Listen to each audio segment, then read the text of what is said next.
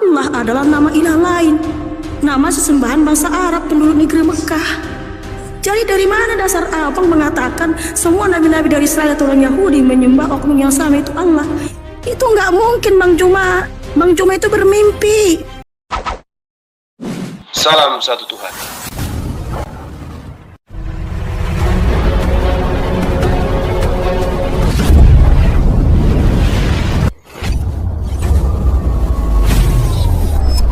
Ya, pengantar ini singkat para sahabat. Dukung semua ya sahabat-sahabat kita channel Densa News Muslim. Di like, di subscribe, di share sebanyak mungkin untuk supaya mencegah sahabat-sahabat kita di luar sana tidak terpengaruh terhadap pemurtadan. Semoga Allah memberikan selalu sikap istiqamah. Salam satu Tuhan, Allahu Akbar. Bang Juma, saya tadi tunjukkan data di mana Bang Juma berkata masa ke-6. Di mana itu tertulis dalam Al-Quran? Juma, tolong tunjukkan di layar. Ya Allah ya nggak di situ Karim. tertulis. Ya, ya Allah ya Karim. Jadi begini, simpel, tunjukkan datanya. Saudara Mikana, Al-Quran surah An-Nasiyat ayat 27 itu adalah masa pertama. Apa yang dikatakan kemudian? Antum asyaddu khalqan amis sama banaha. Itu yang diterangkan dalam Al-Quran tuh. Jadi dijelaskan, apakah penciptaan kamu yang lebih hebat ataukah langit yang telah dibangunnya? Nah, penciptaan langit ini yang pertama. Rafa'a sam'kaha fasawwaha. Dia telah meninggikan bangunannya lalu menyempurnakannya. Jadi yang pertama itu seperti Big Bang, meledak dia, tak, akhirnya antara satu komponen dan satu komponen yang lain itu saling menjauh satu sama lain. Itu masa pertama. Itu yang perlu Anda pahami. Jadi masa kedua itu ada di ayat kedua 28. Masa ketiga di ayat 29. Apa yang dikatakan pada masa ketiga itu? Wa azza lailaha wa akhraja duhaha. Dia menjadikan malamnya gelap dan menjadikan siangnya terang. Itu hari ketiga, masa ketiga penciptaan matahari. Paham tidak sampai situ? Sedangkan kalau berbicara masa keempat, di ayat keempatnya, di ayat ke-30-nya, Allah Subhanahu wa taala menjelaskan setelah itu bumi dihamparkan, wal arda ba'da dzalika dahaha. Itu masa keempat. Masa keempat itu adalah masa di mana bumi itu sudah muncul. Yang tadinya tidak ada. Dahulu kala terjadi tumpukan kemudian antara matahari dengan sebuah komet. Jadi ada tabrakan antara matahari dengan komet yang menyebabkan sebagian massa matahari itu terpental keluar dan pecahan dari matahari inilah yang menjadi bumi. Begitu.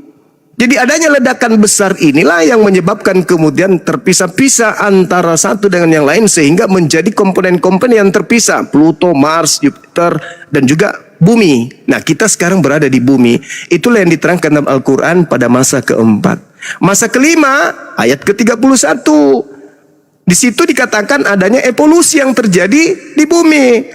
Akhraja minha ma'aha wa mar'aha. Darinya bumi itu dikeluarkan kemudian air.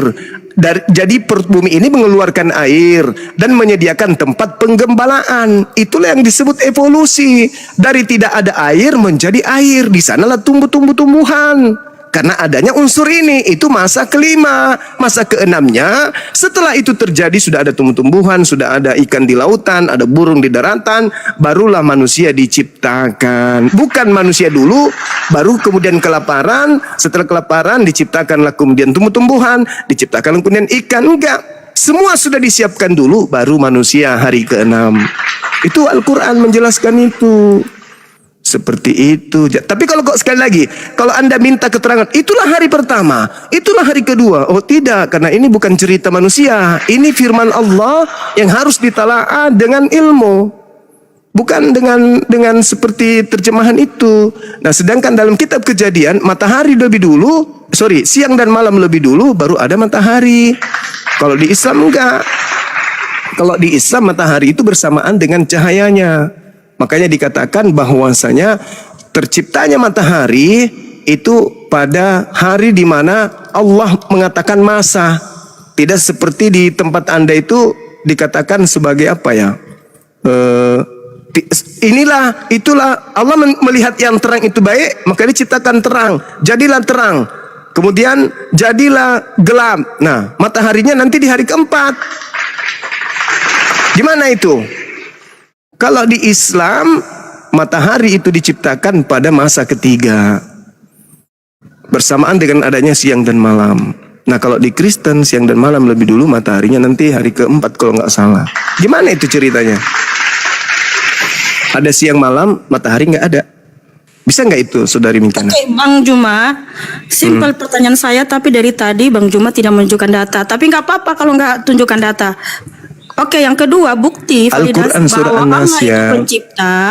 Yang kedua pertanyaan saya, karena tadi Bang, mohon maaf ya, menurut saya Bang Juma nggak menunjukkan data. Cuma Oke, yang saya kedua, tambahin lagi data Al-Hijr ayat 19 sampai 26. Mikana tolong dibuka dan dibaca biar jangan menanyakan Bang Zuma memaksa supaya Bang Zuma salah bicara.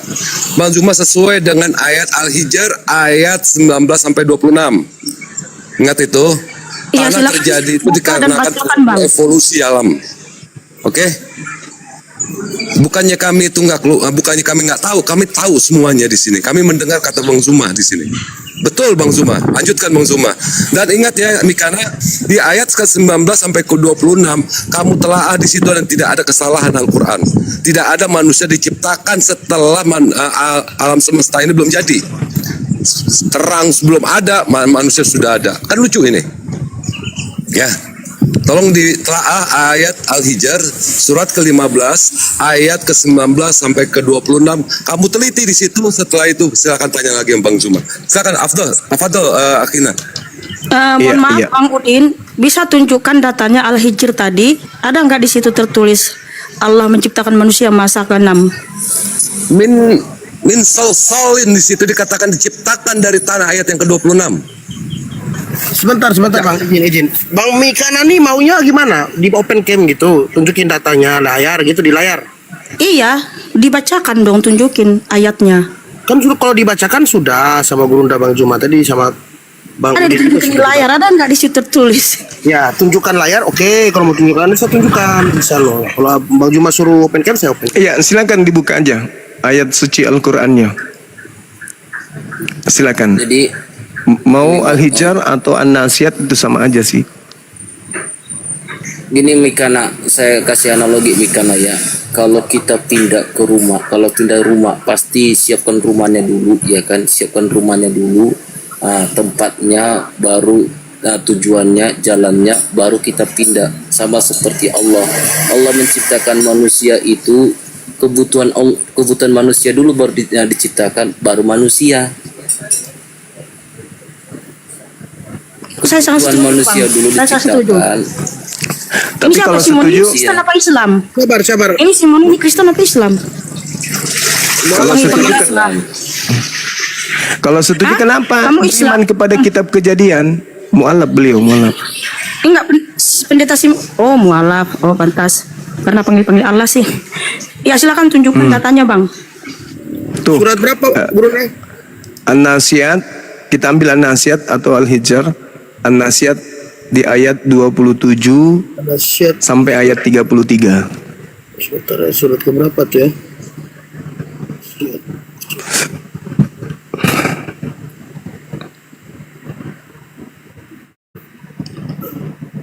An-Nasyat itu surah keberapa ya?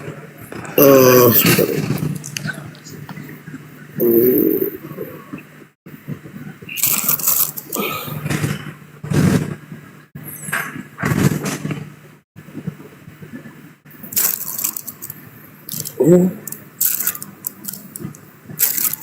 Ya, surat 79 dia, Gurunda.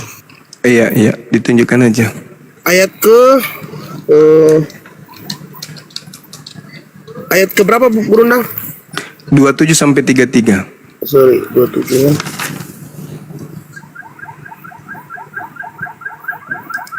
Iya.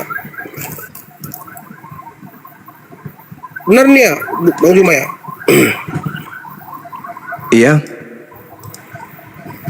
Ayat 27 diterangkan, "Antum asyaddu khalqan amis sama banaha?"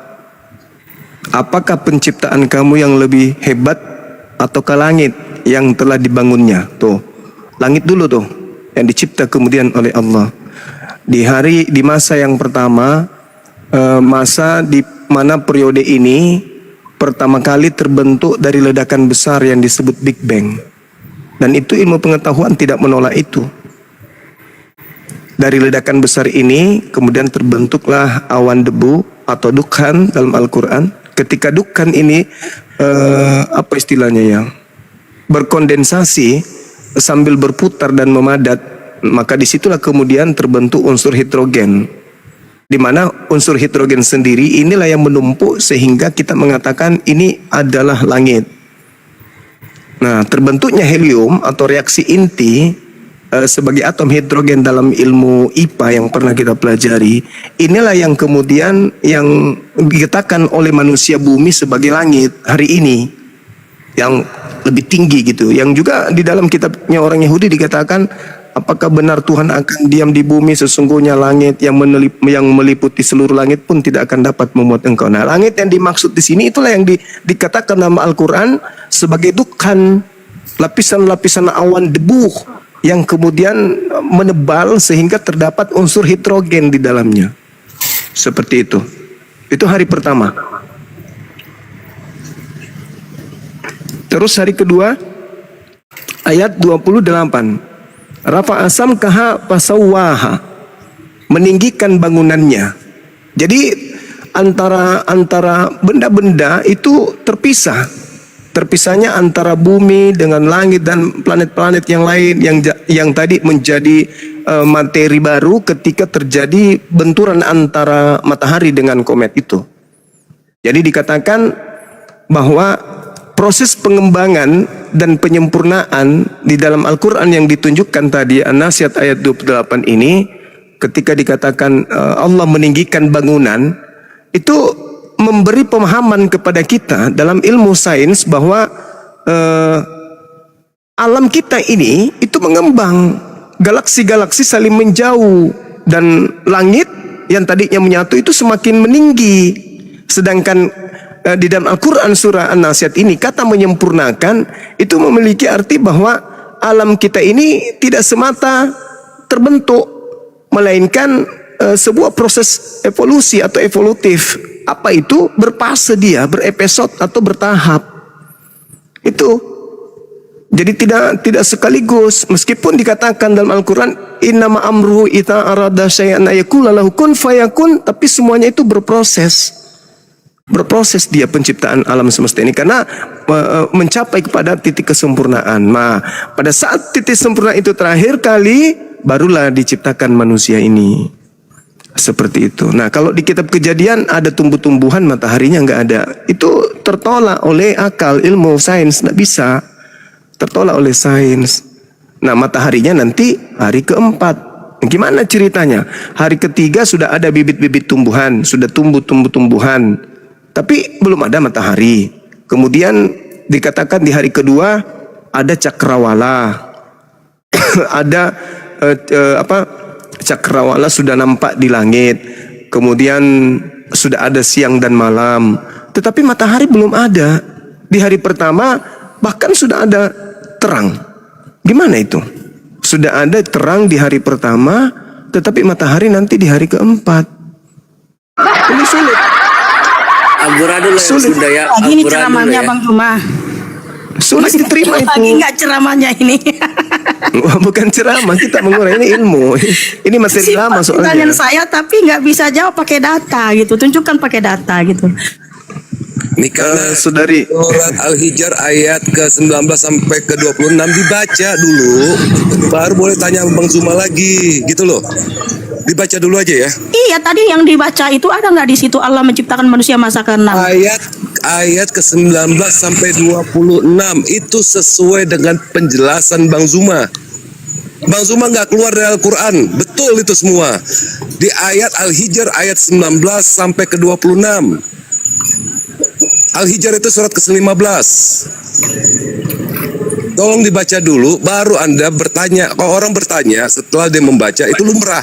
Tetapi membaca aja belum, bertanya mulu. Ibaratnya orang yang nggak sekolah, nanya-nanya terus. Tolong ya, tolong kayak gitu ya. Biar Bang elegan Udin. gitu diskusi kita.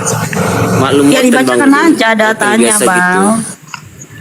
Oke, nggak apa-apa. Oke, yang kedua. Tadi sudah Bang Juma. loh. Bang Juma, Bang Tadi Juma. sudah. Tadi Mikana. Bang Juma.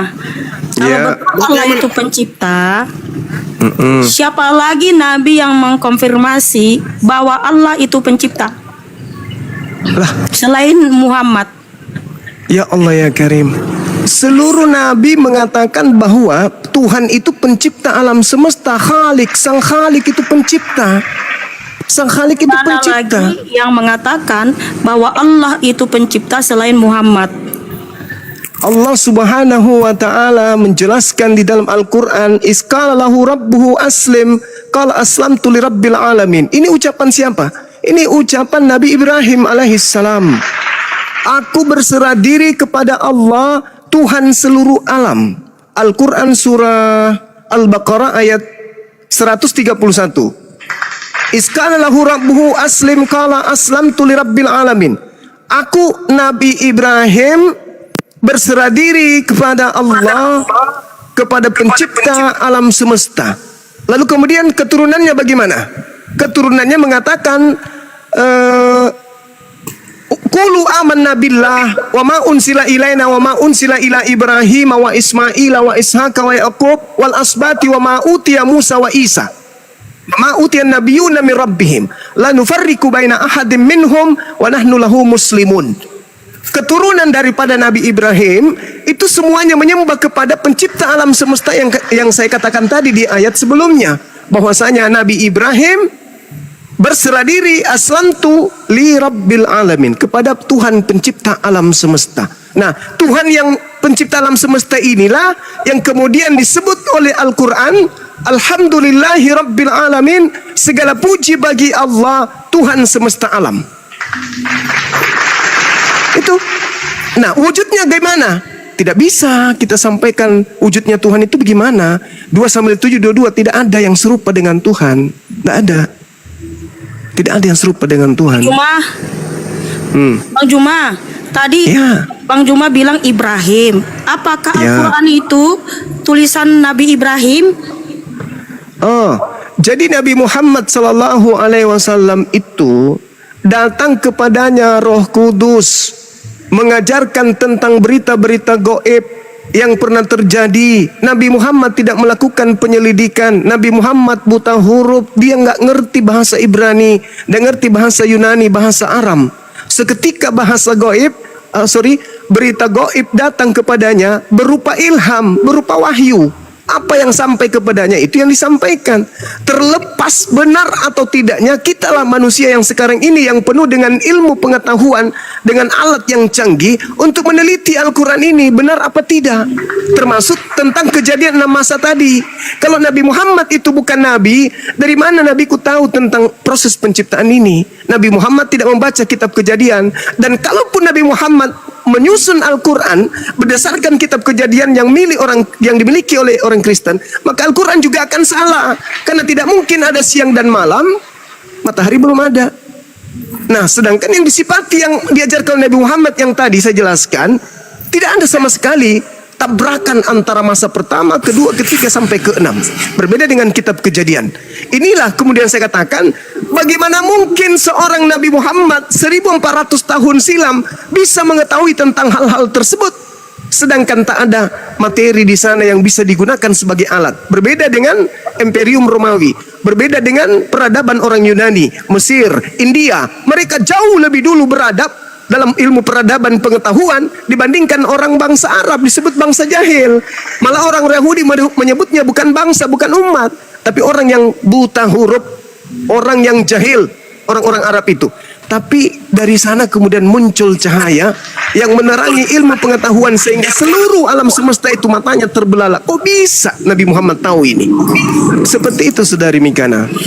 Nabiku tidak melakukan penyelidikan sebagaimana utusan. Iya, gimana? Artinya nggak ada tulisan atau pengakuan dari Ibrahim bahwa Allah itu yang menciptakan. Lah, Bukankah kemudian Nabi Ibrahim bahwa ini, Allah itu sang pencipta, Bang Juma? Kalau betul Allah itu sang pencipta. bukankah Nabi Ibrahim sendiri di dalam Al-Quran menyatakan aslamtu li rabbil alamin? Sudah kujelaskan tadi kan, Nabi Ibrahim berserah diri kepada Allah, Tuhan semesta alam. Tuhan semesta alam itu cuma satu yang disembah oleh Nabi Ibrahim, Nabi Abraham kalau dalam pandangan Yahudi. Apakah Nabi Muhammad harus melakukan penyelidikan dulu?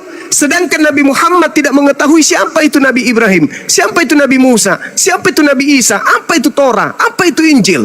Masih kalian ragukan. Apalagi kalau Nabiku melakukan penyelidikan. Gitu loh.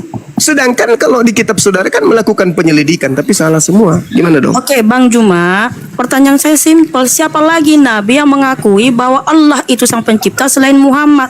Karena Kan tadi kalian sudah- meyakini Al-Quran itu kan dari Nabi Muhammad, walaupun kalian mengakui dan mempercayai bahwa beliau menerima wahyu dari Allah melalui Jibril.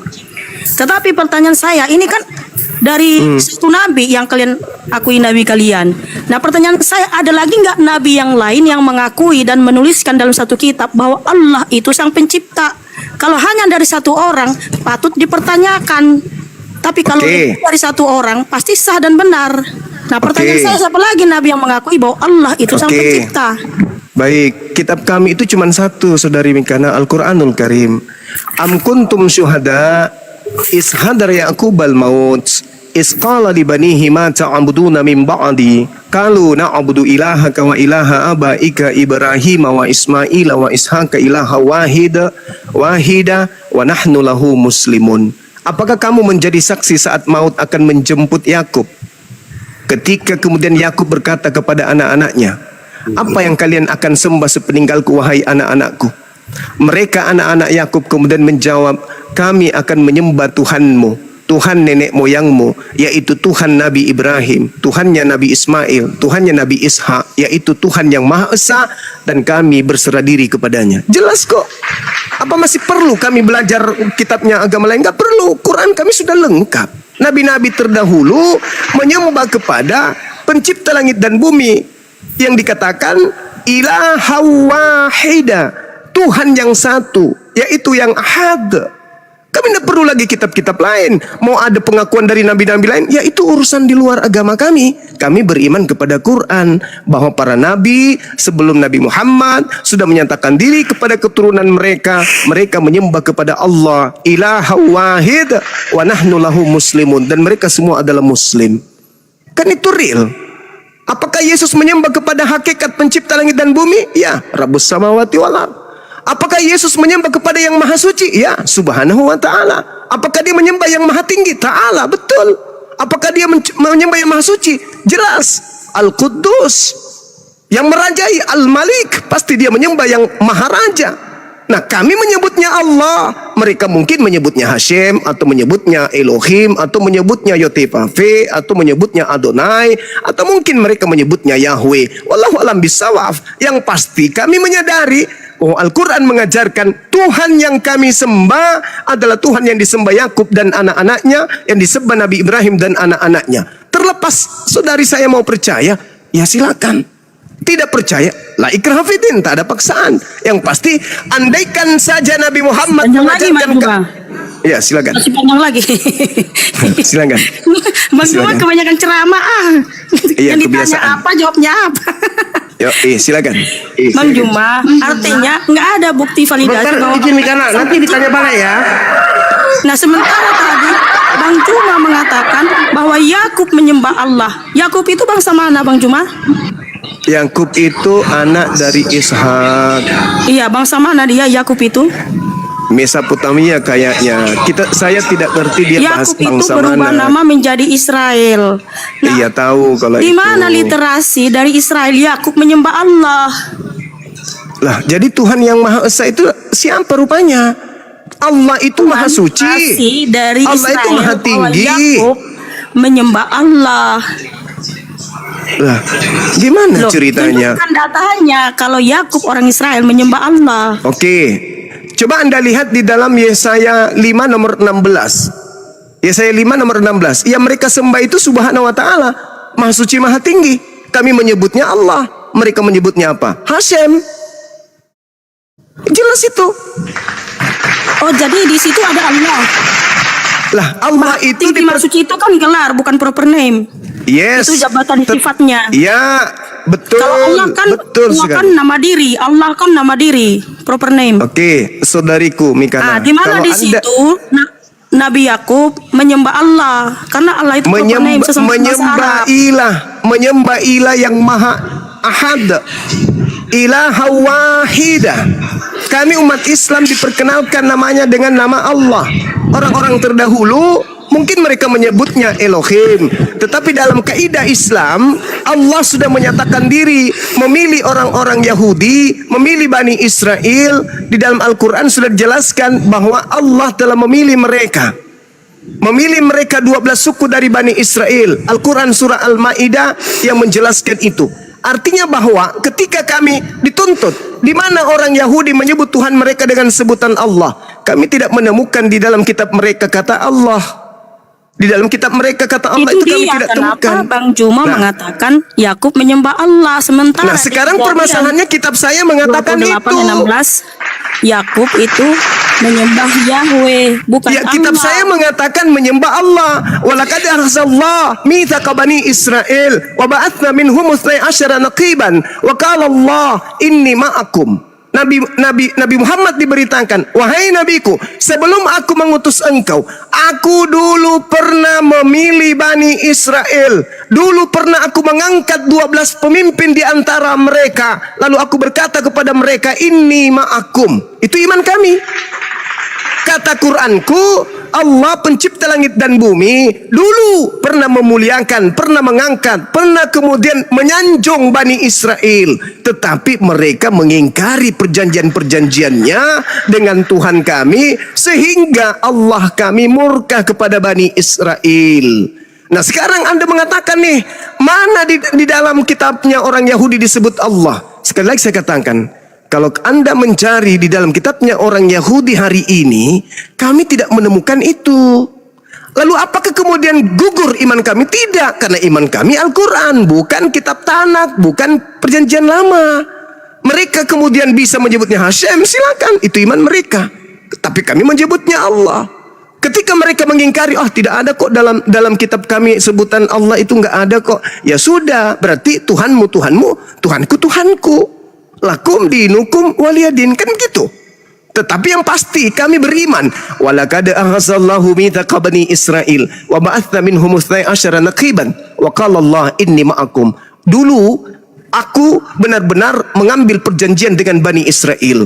Aku telah mengangkat 12 orang pemimpin di antara mereka. Lalu Allah berfirman kepada mereka, aku bersama kalian, inni ma'akum. Sungguh jika kamu mendirikan salat, menunaikan zakat, beriman kepada utusan-utusanku, dan membantu mereka, serta kau pinjamkan pinjaman yang baik, pasti akan aku hapuskan dosa-dosamu, dan aku masukkan engkau ke dalam surga. Maka siapa yang kufur ingkar di antaramu setelah yang demikian itu, sungguh dia telah sesat dari jalanku yang lurus. Tuh, dalam Quran tuh. Tapi Anda mengatakan nggak ada kok di dalam kitabnya orang Yahudi.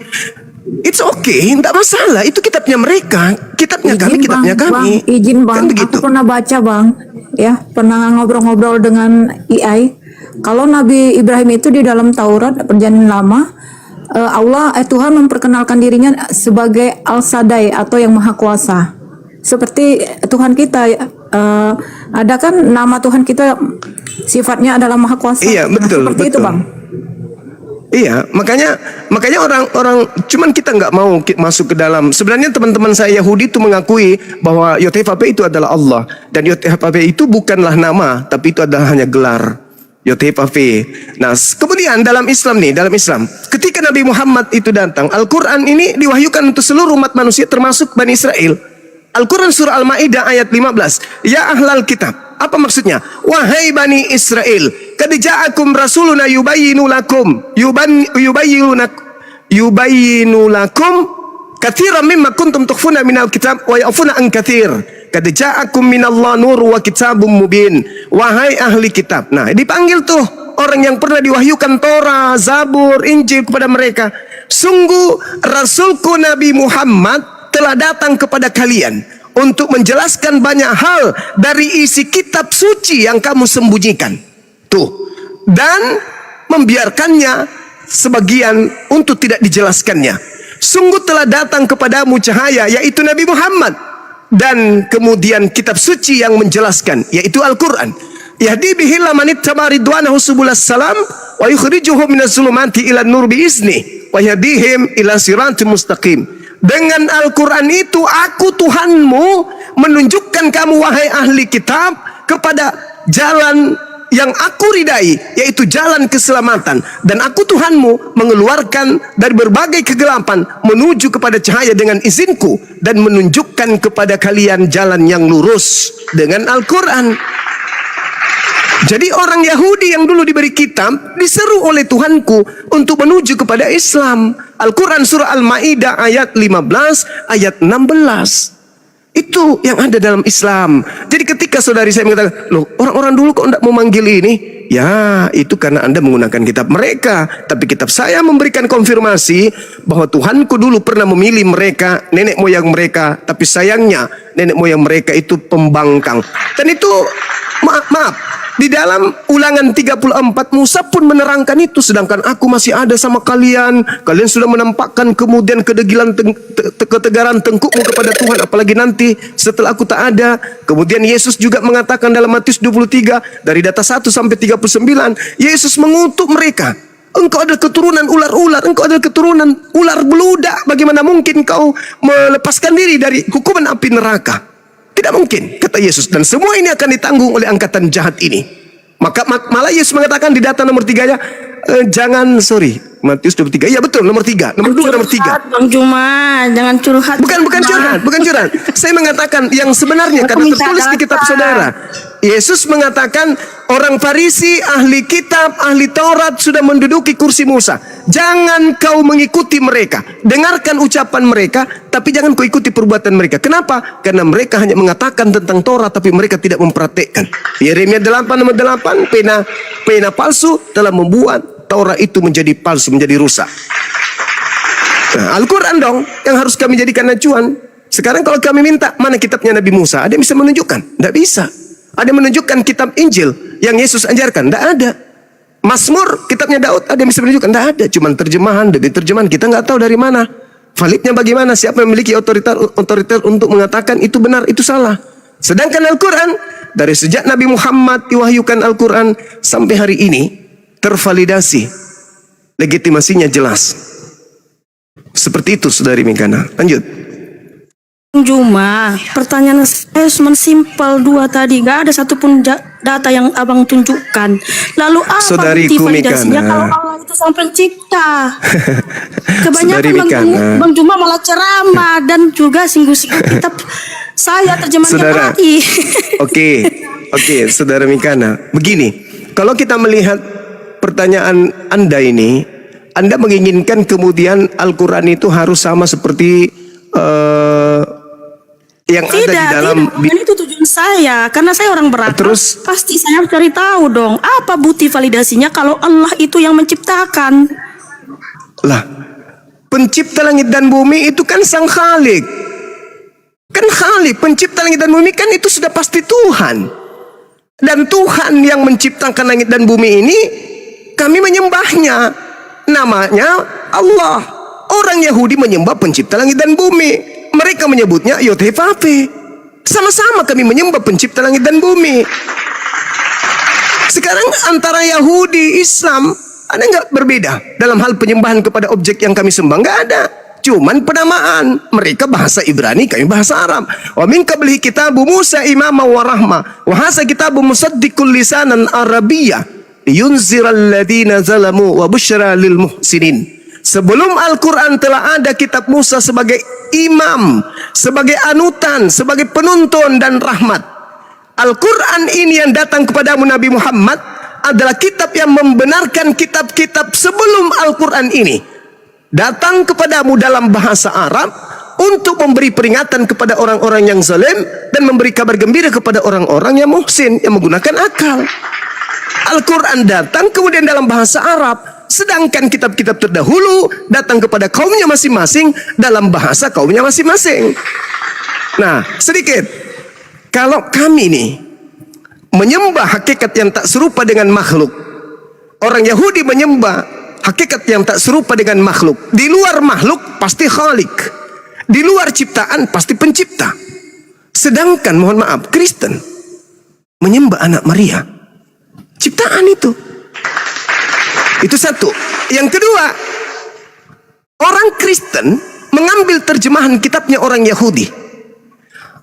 Yod-Heh-Vah-Peh, Hasem, Yehova, Adonai, Elohim, mereka sebut. Tetapi ketika dipakai oleh orang Kristen dalam bentuk bahasa asli di terjemahan pertama menggunakan bahasa Septuaginta, bahasa Greek. Apa yang mereka tuliskan di sana? Theos. Kalau saya balik bertanya, tolong tunjukkan nabi mana yang menyembah Theos. Anda akan berat. Padahal Anda mengambil terjemahan kitabnya orang lain. Mana nabi-nabi menyembah Theos? Ada enggak? Oke, Bang Juma gini. Ya, panjang kali lah Bang ini bicara, udah kalau dibukukan udah satu buku. Saya kan yang ditanya. Iya, Yang tunjukkan ditanya kan data saya. Bang, itu. Nggak usah kan sana ke sini. Nah, gini Bang Juma, ya kan. Kalau Bang Juma mengatakan yang disembah oleh orang Yahudi sama dengan disembah Muhammad atau orang bangsa Arab, itu nggak mungkin, karena semua nabi-nabi dari Israel tidak pernah menyembah yang namanya Allah. Sebab di dalam kitab mereka, tulisan mereka 1 Tawarik 16 ayat 26, semua ilah bangsa-bangsa adalah berhala, tetapi hanya Yahweh lah sang pencipta.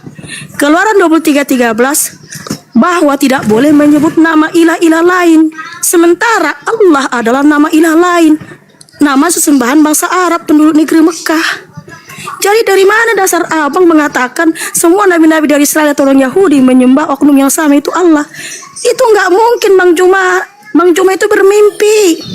Makanya Bang Juma, nggak ada bukti validasi bahwa Allah itu sang pencipta, dan tidak ada nabi-nabi lain yang mengkonfirmasi bahwa Allah itu sang pencipta selain Muhammad. Oke, baik. Jadi posisi yang ada di sini adalah hanya kata alif lam lam ha, dan itu tidak pernah disebutkan kemudian di dalam kitabnya orang Yahudi.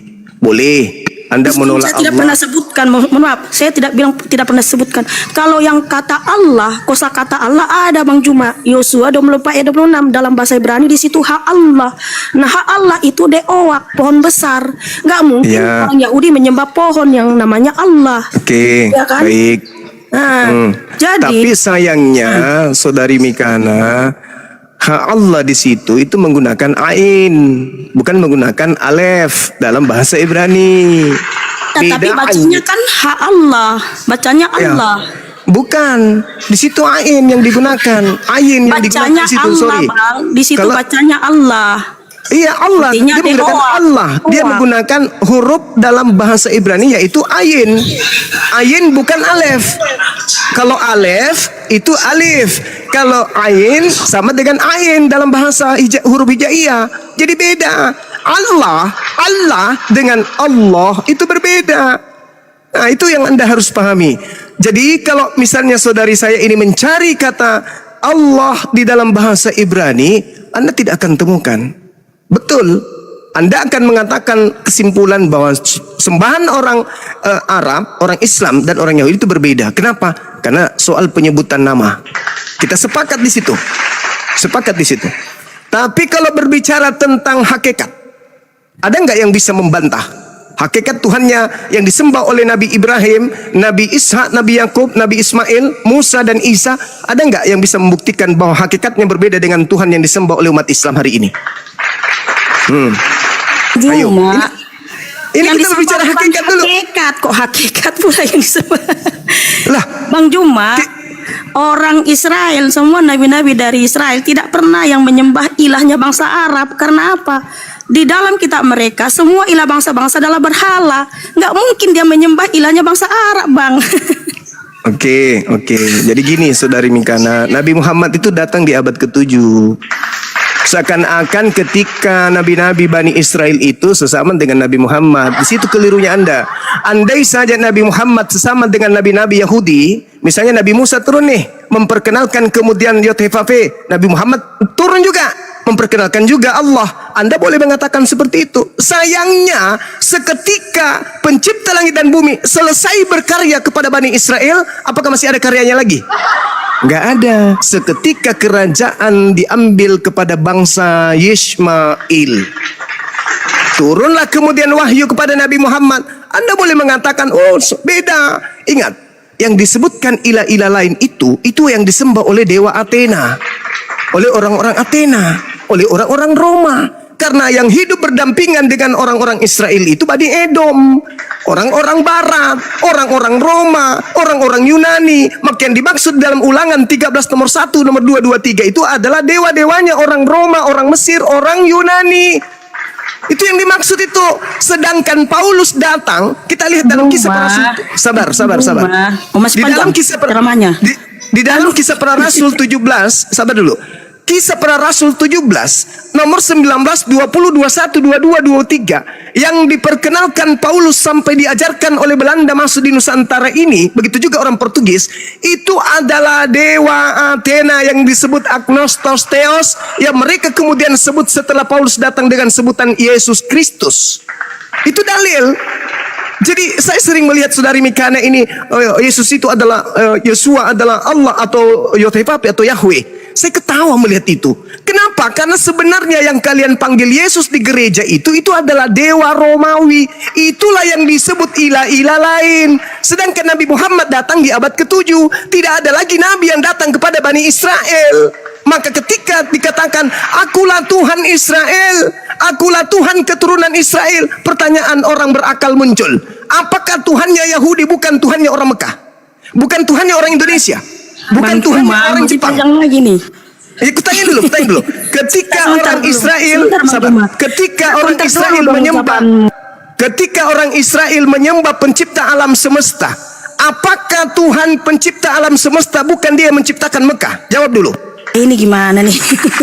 Jawab dulu. 1 Tawarik 16 ayat 26. Semua ilah bangsa-bangsa, nggak terkecuali ilah bangsa Arab. Udah jelas di situ, semua ilah bangsa-bangsa adalah berhala, tetapi hanya Yahweh lah yang telah menjadikan langit. Nah, sekarang pertanyaan saya, bentar. Di mana bukti tulisan tangan Rabi Saul mengubah nama Yeshua HaMashiach menjadi Yesus Kristus? Silakan tunjukkan buktinya. Oke, baik. Jadi begini, saudari, begini. Ketika Anda membaca kitab Tawarik, kalau nggak salah itu tertulis kurang lebih 700-800 tahun sebelum Masehi. Nah, sekarang begini. Apakah Nabi Muhammad juga udah selesai dulu. Di mana buktinya Rabi Saul mengubah nama Yeshua HaMashiach menjadi Yesus Kristus? Tulisan tangan langsung Rabi Saul. Oke, Rabi Saul tidak pernah mengganti itu. Tetapi saudari Mikana, kenapa kamu bilang Rabi Saul yang dihelenisasikan namanya Paulus itu mengubah nama Yesus HaMashiach menjadi Yesus Kristus atau memanggil nama Yesus Kristus? Jelas. Mana datanya? Datanya? Di mana datanya Rabi Saul yang nama dihelenisasikan Rabi Saul Rasul Paulus mengubah nama Yeshua HaMashiach menjadi Yesus Kristus atau memanggil Yesus Kristus? Saya tanya dulu. Kitab pertama Paulus itu bahasa Aram atau bahasa Yunani?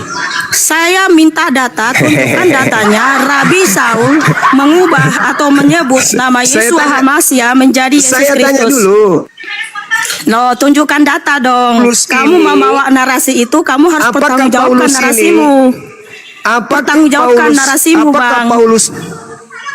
Bang Juma, pertanggungjawabkan narasimu, Bang. Saya bertanya nih, oke, kamu diam. Saya tanya dulu yang lain. Al-KTP. Original teks kitab Paulus itu bahasa Ibrani atau bahasa Yunani? Bahasa Yunani, Bruna. Udah. Paulus menulis suratnya dalam KTP. Al-KTP tunjukkan tulisan tangan Rabi Saul menulis dalam. Paulus menulis suratnya. Dengar. Paulus menulis suratnya kepada 13 jemaat Korintus, Galatia dan seterusnya ini, itu dalam bahasa Ibrani kah atau bahasa Yunani? Makanya tunjukkan datanya. Bisa menulis dalam bahasa Yunani. Saudari Mikana, abad ketiga sebelum Masehi, abad ketiga sebelum Masehi, orang-orang Yahudi itu sudah tidak bisa bahasa Ibrani. Bang Juma. Apalagi Paulus. Paulus menulis surat dalam bahasa Yunani. Sudah Bang pasti Juma. ketika Paulus, sabar. Sudah pasti ketika Paulus. Tunjukkan datanya, Bang. Tunjukkan datanya, Astagfirullahaladzim. Bang. Rabi Saul memanggil Yesus Hamasia menjadi Yesus Kristus. Jadi dia menyebut dengan panggilan Yunani atau bahasa Ibrani, Paulus ini? Makanya menyebut tunjukkan Yesus. datanya. Kenapa Ya, Abang menarasikan sekarang si kalau begitu Paulus, tolong ya, tunjukkan datanya Paulus memanggil Yesus menulis bahasa Kristus. Ibrani. Loh, harusnya kamu yang bahasa tunjukkan Ibrani, dong. surat-surat Paulus ada enggak? Kan kamu bilang Yesus Hamasia diganti menjadi Yesus Kristus. Kamu Oh tunjukkan jelas datanya, Bang. itu udah pasti. Iya, Itu tunjukkan sudah datanya. Pasti. Tunjukkan Itu tulisan sudah tangan pasti. Rabi Saul. Tunjukkan. Itu udah pasti. Tunjukkan. Kenapa? Tunjukkan Dengarkan tulisan teman-teman. tangan Saya Rabi tidak Saul. butuh. Saya tidak butuh Anda. Saya tidak butuh Anda. Mau tahu?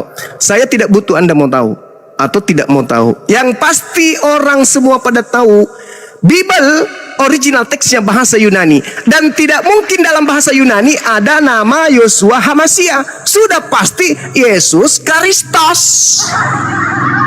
Tanya tunjuk. Jangan memperbodoh diri. Rabi Saul, Bang. Jangan memperbodoh diri. Iya, tunjukkan Jangan memperbodoh tulisan diri. tangan langsung. Saudara, ketika Tunjukkan Paulus Alkitabnya. menunjuk dirinya, diturunkan Bang aja kalau Juma. bisa ya. Oh, Saudara Allah, Mikana, Bang Anda Juma. turun aja. Yunani tante. Dibawa aja dulu, Anda Yunani, tidak ada ilmu. Tante. Anda bertanya 1000 pertanyaan, tapi Anda nggak mau ditanya. Jadi gini, saudara-saudara sekalian, ya. Orang kalau sudah kehilangan arah, saya tahu Mikana ini sudah kehilangan arah.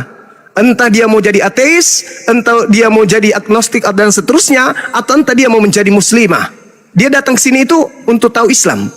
Tetapi karena dia adalah penyembah manusia dari Athena bernama Kristus yang adalah dewa agnostos theos, dia berupaya untuk membodohi dirinya. Seakan-akan Paulus itu rabi, matamu suwe. Siapa yang mengatakan kemudian Paulus itu rabi? Rabi Saul. Kalau kau mengatakan Rabi Saul, Kisah Para Rasul 13 nomor 1, Rabi Saulmu itu nabi palsu. Saul, sang rabi palsu itu sudah disebut nabi di situ. Nggak malu kau? Kalau kau mau jadi Islam, mau cari tahu Islam, jangan ngotot. Karena saya lebih paham Biblemu daripada you. Saya lebih paham Bible daripada you.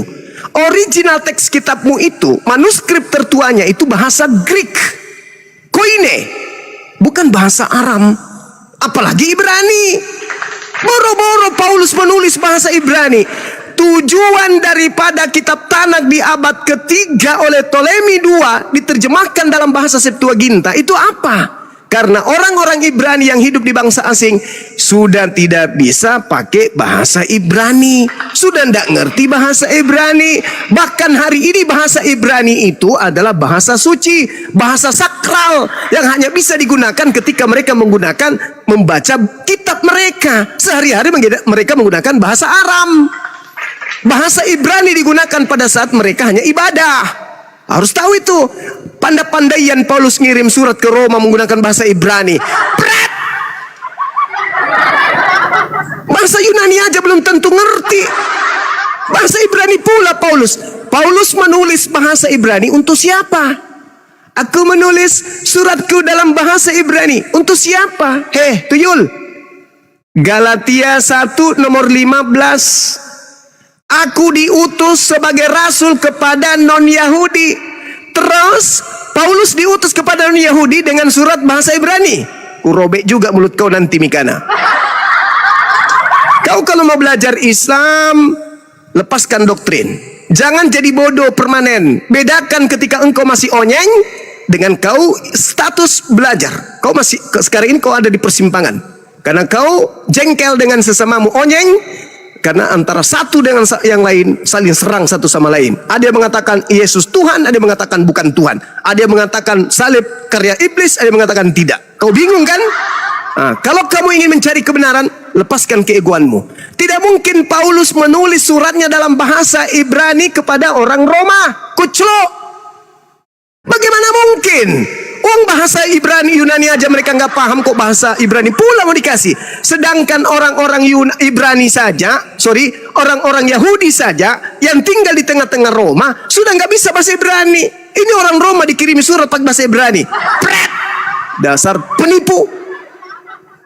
Jangan begitu dong. Diskusi itu saya sabar menjelaskan bagaimana Anda bertanya tentang Tuhanku, bagaimana Anda bertanya tentang Quranku, bagaimana Anda bertanya tentang Nabiku, bagaimana Anda bertanya tentang proses penciptaan dalam Al-Quranku. Aku jelaskan. Berharap engkau pintar, berharap kamu meninggalkan kebiasaan onyeng. Masih kau bawa-bawa kebiasaan onyeng, menipu, membodohi dirimu sendiri. Gak boleh begitu. Kalau kau bertanya tentang Islam, legowo, lepaskan doktrin, jangan perbodohkan diri. Nah, sekarang, apakah mungkin Paulus menulis surat kepada orang-orang Roma menggunakan bahasa Ibrani? Kalau bahasa Ibrani, ya Yosua Hamasia. Tapi apakah penyembah dewa-dewa menerimanya? Tidak mungkin. Paulus itu orang cerdas. Maka Yesus Kristus itu yang dijual kepada orang-orang Yunani Romawi. Tidak mungkin bahasa Ibrani. Jadi jangan kemudian Anda bilangnya? Jangan Anda kemudian mengatakan bahwa Paulus itu rabi, namanya rabi ini, Rabi Saul. Oh, Rabi Saul berarti dia adalah nabi. Di dalam kitab Kejadianmu dikatakan dia adalah nabi. Nah, kita lihat nih suratnya, salah satunya misalnya suratnya rasul-rasul orang Kristen kepada orang Roma atau orang Yunani. Esaus Kalesetos dedekamatetes tokaitos edeso exosiana pagasontan ponira poinama akaina extrabiton kate esenkai kaite ademaya alpa aina ta anomaca ton dedeka apostolon Yesus Karistos. Kamu ingin mengatakan bahwa si palsu itu Ibrani, untuk siapa dia ngirim surat? Hah? Itu yang pertama.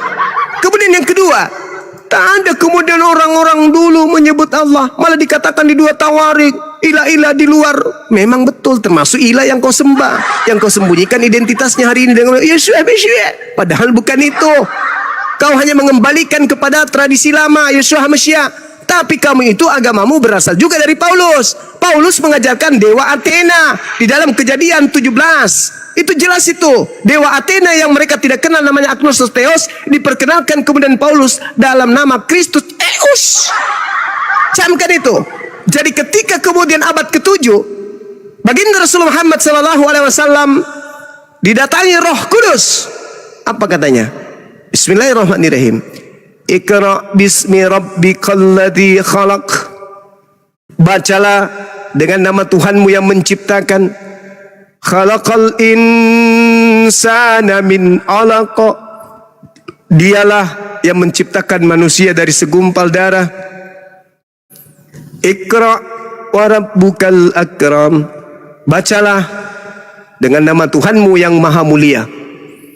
Alladzi 'allama bil qalam, yang mengajar manusia dengan perantaraan pena.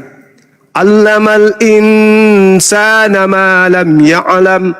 Dialah Allah yang mengajar manusia apa yang tidak diketahui oleh manusia. Kalla innal insana la yatgha. Sekali-kali tidak, sesungguhnya manusia itu benar-benar melampaui batas. Ar-ra'ahu istaghna. Ketika melihat dirinya serba berkecukupan. Inna ila rabbika ruj'a. Sesungguhnya hanya kepada Tuhanmu lah tempatmu kembali. Ara'aital ladzi yanha. Tahukah kamu tentang orang yang melarang? Abadan idza shalla. Seorang hamba ketika dia melaksanakan ibadah salat. Ara'aita in kana 'alal huda. Bagaimana pendapatmu kalau terbukti dia berada dalam kebenaran? Au amara bit taqwa. Atau dia menyuruh bertakwa kepada Allah. Ara'aita in kazzaba wa tawalla. Bagaimana pendapatmu kalau dia mendustakan kebenaran dan berpaling dari keimanan? Alam ya'lam bi anna Allah yara. Tidakkah dia mengetahui bahwa sesungguhnya Allah Maha melihat segala sesuatu yang diperbuat. Kalla la in lam yantahi lanasfa'an bin nasiyah nasiyatin kadhibatin khati'ah falyad'u nadiyah sanad'u zabaniyah kalla la tuti'hu wasjud waqtarib. Sekali-kali tidak, sungguh jika tidak berhenti dari perbuatan demikian, niscaya aku tarik ubun-ubunnya ke neraka. Yaitu ubun-ubun orang yang mendustakan kebenaran dan mereka orang-orang yang durhaka. Biarlah dia memanggil golongannya untuk menolongnya. Kelak aku akan memanggil malaikat Zabaniyah menyiksa orang-orang yang berdosa. Sekali-kali tidak, janganlah patuh kepadanya, tetapi sujud dan mendekatlah kepada Allah. Artinya bahwa ketika kemudian Roh Allahu Kudus Akbar. datang kepada Nabi Muhammad sallallahu alaihi wasallam, Nabi Muhammad sallallahu alaihi wasallam tidak kemudian mengajarkan Tuhannya orang Quraisy.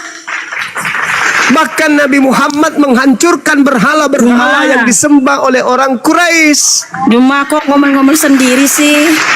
Pakai data, Seperti Bang. itu. Udah diturunkan. Aku takut Bang Juma, takut. Iya, Bang saya Juma takut, diskusi saya sama takut. aku. Iya, saya Iya. takut sama orang gila kayak kau. Jadi gitu. Jadi Nabi Muhammad itu tidak mengajak umat Islam menyembah kepada sembahannya orang Quraisy. Justru Nabi Muhammad menghancurkan berhala-berhala orang Quraisy. Tidak ada Nabi Muhammad mengajarkan menyembah kepada ilah-ilah yang disembah oleh bangsa Ismail, keturunan Ismail, yang ketika kemudian wahyu datang kepada orang-orang Yahudi seperti dua tawarik ini, itu masih disembah oleh Nabi Muhammad. Enggak. Seluruh sembahan, seluruh dewa-dewa, seluruh ilah yang disembah oleh orang-orang Quraisy, orang-orang pagan kala itu di Arab, itu dihancurkan oleh Nabi Muhammad menuju kepada sembahan Tuhan yang datang menyatakan diri kepada nabi-nabi. Makanya dikatakan tadi dalam Al-Quranul Karim yang saya jelaskan, am kuntum syuhada is hadra Yaqub al-maut. Tuh, Yakub. Lalu kemudian qulu amanna billahi wa ma unsila ilaina wa ma unsila ila Ibrahim, Ismail, Ishak, Yakub. Tuh. Berarti Nabi Muhammad menghancurkan semua berhala. Nabi Muhammad mengusir semua penyembah-penyembah ilah yang lain. Lalu Nabi Muhammad mengajarkan bangsa Quraisy, orang Arab, keturunan Nabi Ismail, menyembah kepada ilaha wahid wa nahnu lahu muslimun. Menghancurkan semua berhala-berhala mereka, menghancurkan semua berhala-berhala mereka, lalu kemudian mengajarkan mereka menyembah kepada ilah Ibrahim, ilah Ismail, ilah Ishak, ilah Yakub. Bagaimana dengan Paulus? Ketika dia datang ke Roma dan Athena, Yunani, apakah Paulus juga menghancurkan berhala-berhala orang-orang Roma Yunani? Apakah Paulus juga menghancurkan dewa-dewa Romawi dan Yunani? No.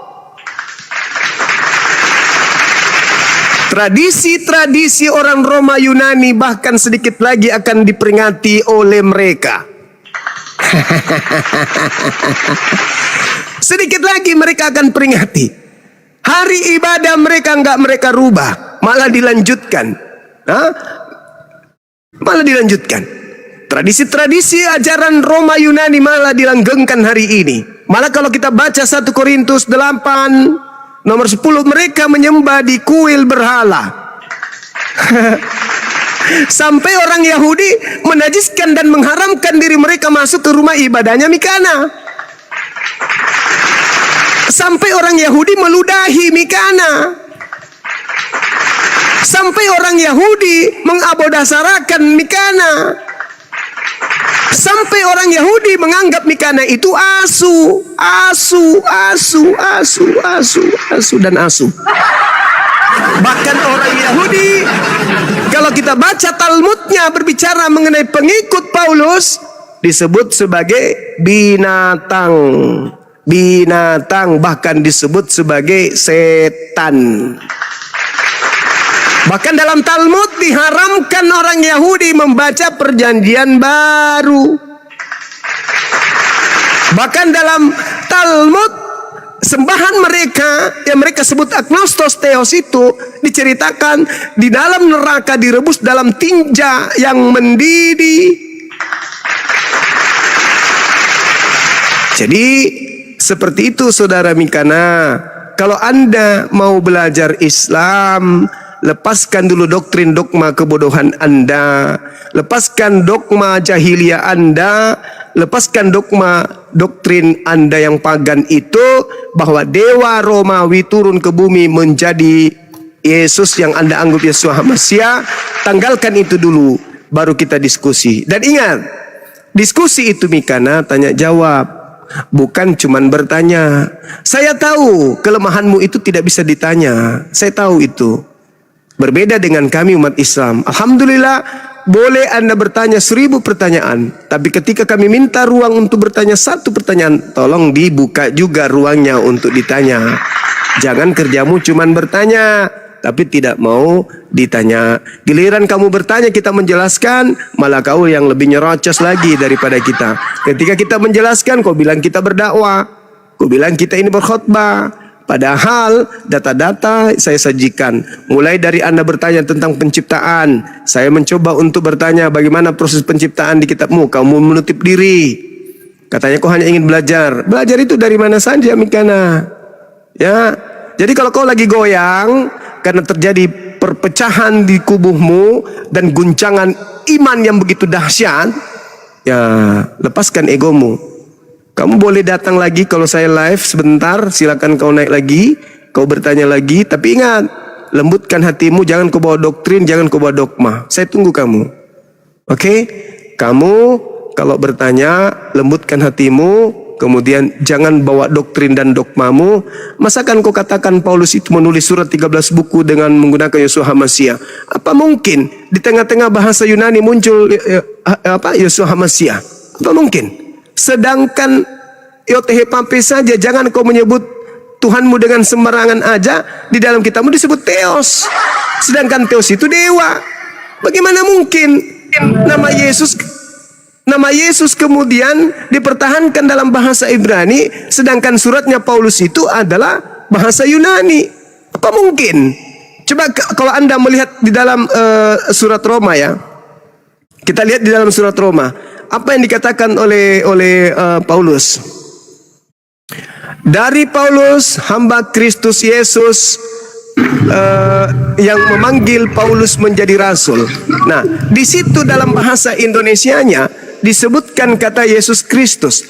Apakah mungkin di dalam bahasa Yunaninya, ketika kemudian Paulus ini mengaku sebagai utusan Yesus, di dalam bahasa Yunani masih menyisahkan kata Yesus Hamasiah? Contoh, apaton papio dablo tau Yesua Hamasiah pau kite kike na gene apostolos kay agenes tike gena keksire to evangelio to theos. Apa mungkin kayak gitu?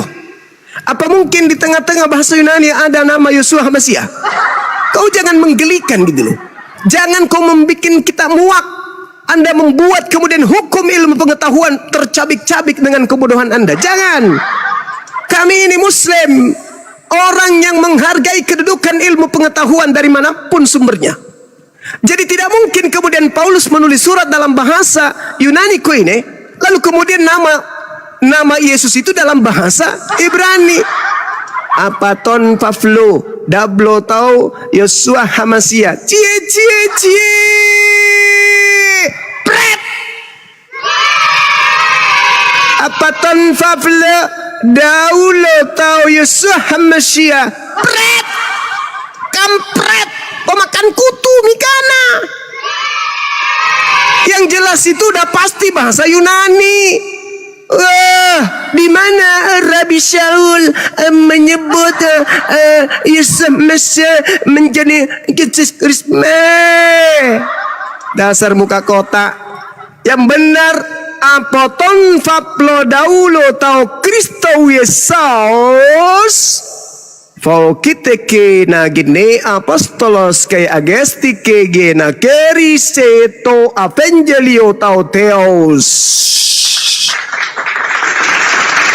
Gitu ya Mikana, saya undang kamu hadir sebentar malam dimanapun saya, silakan kau naik. Siapkan pertanyaanmu yang paling tersulit, tapi ingat, ketika kita menjawab, statusmu sedang mencari ilmu, bukan berdebat dengan kami tanpa ilmu. Kayak tadi, nggak ada nabi-nabi menyebut Tuhan mereka.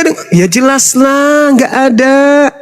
Karena yang menyebut nama Allah itu hanya di dalam Al-Quran. Mereka menyebutnya Hashem, Yotefafe, kemudian El Shaddai, El Elroy, kemudian Sar-Shalom dan seterusnya. Mereka menyebutnya itu. Kami Wallahul ladzi la ilaha illahu alimul ghaibi wasyahada huwar rahmanur rahim. Wallahul ladzi la ilaha illahu al malikul quddusus salamul mu'minul muhaiminul azizul jabbarul mutakabbir. Kami menyebutnya itu, dan itu juga disebut mereka, tapi dalam bahasa Ibrani. Begitu Mikana muka segitiga. Saya kira begitu sahabat-sahabat sekalian. Sekali lagi mohon maaf kalau merusak suasana hati. Yang pasti apa yang saya sampaikan saya belajar kemudian untuk menyajikan kepada orang-orang yang sudah goyah imannya di Kristen dan ingin mencari kebenaran di Islam. Kalau ada penyampaian saya keliru atau ada yang salah, tolong dilengkapi. Yang pasti saya berusaha menjadi pribadi yang lebih baik di tengah-tengah saudara-saudara sekalian. Demikian sementara, silakan.